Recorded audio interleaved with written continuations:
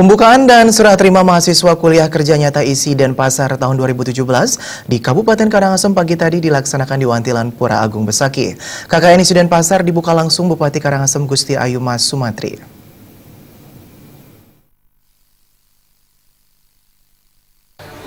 Sebelum dilepas, mahasiswa KKN telah diberikan pembekalan KKN di kampus isi Denpasar berkaitan dengan pengetahuan di luar bidang keahliannya yang digeluti sehari-hari, meliputi perkembangan KKN, pembangunan desa dan pengembangan potensi seni wisata di Kabupaten Karangasem, serta etika pergaulan di desa.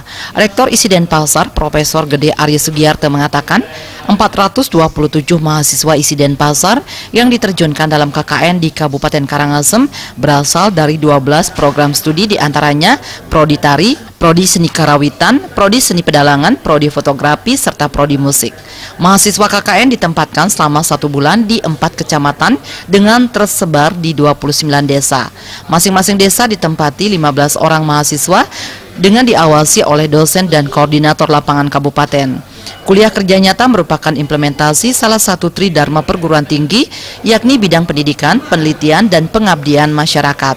KKN memberikan kesempatan dan ruang kepada mahasiswa untuk mengaplikasikan ilmu pengetahuan dan keterampilan yang diperoleh di kampus untuk diterapkan dalam kehidupan nyata di masyarakat. Melalui KKN, isi Denpasar ingin menciptakan mahasiswa menjadi kader pembangunan masyarakat desa yang bertindak lokal, berpikir global dalam bidang seni budaya. Interaksi dengan masyarakat, tujuannya sudah jelas sesuai dengan fungsi kita sebagai pemberi layanan ilmu pengetahuan dan untuk ikut meningkatkan kualitas tatanan masyarakat. Jadi KKN kita ini memang kita arahkan bagaimana anak-anak kita dengan keterampilan dan pengetahuan yang telah kita berikan itu mampu diabdikan untuk masyarakat. Sementara itu, Bupati Karangasem Gusti Ayu Mas Sumatri memberikan apresiasi karena telah memilih Kabupaten Karangasem sebagai kegiatan KKN mahasiswa isi Denpasar.